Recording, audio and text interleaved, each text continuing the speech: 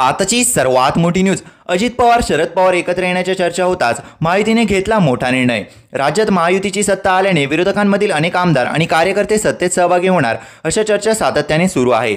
त्यात उपमुख्यमंत्री अजित पवार आणि शरद पवार यांच्यात बंद दाराआड चर्चा झाल्याने दोन्ही राष्ट्रवादी एकत्र येणार या चर्चांना उधाण आलं आहे।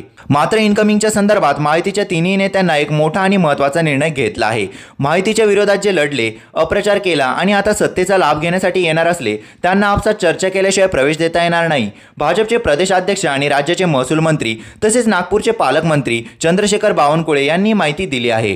त्यामुळे महायुतीमधील इन्कमिंगला ब्रेक लावण्यात आला असल्याचे स्पष्ट होत आहे। नागपूरमध्ये बावनकुळे यांनी पत्रकारांसोबत चर्चा करताना हा निर्णय फक्त मोठ्या नेत्याच्या संदर्भात असल्याचे स्पष्ट केले। छोटे मोठे तालुका पातळीवरचे पदाधिकारी आणि कार्यकर्ते यांच्या प्रवेशाला मनाई करण्यात आली नाही। मात्र ज्या नेत्यामुळे महायुतीला धक्का बसला, बदनामी होईल आणि भविष्यात राजकीय अडचणी निर्माण होऊ शकतील अशा नेत्यांना भाजप असो वा शिवसेना किंवा राष्ट्रवादीला परस्पर निर्णय घेता येणार नाही। या संदर्भात एखादा निर्णय घ्यायचाच असेल तर मुख्यमंत्री देवेंद्र फडणवीस, उपमुख्यमंत्री एकनाथ शिंदे आणि उपमुख्यमंत्री अजित पवार हे आपसात चर्चा करतील आणि त्यानंतर प्रवेश द्यायचा किंवा नाही हे ठरवण्यात येणार आहे। यावेळी त्यांनी भाजपसह अजित पवार आणि एकनाथ शिंदे यांच्याकडे इन्कमिंगच्या याद्या आल्या असल्याचा दावा केला आहे।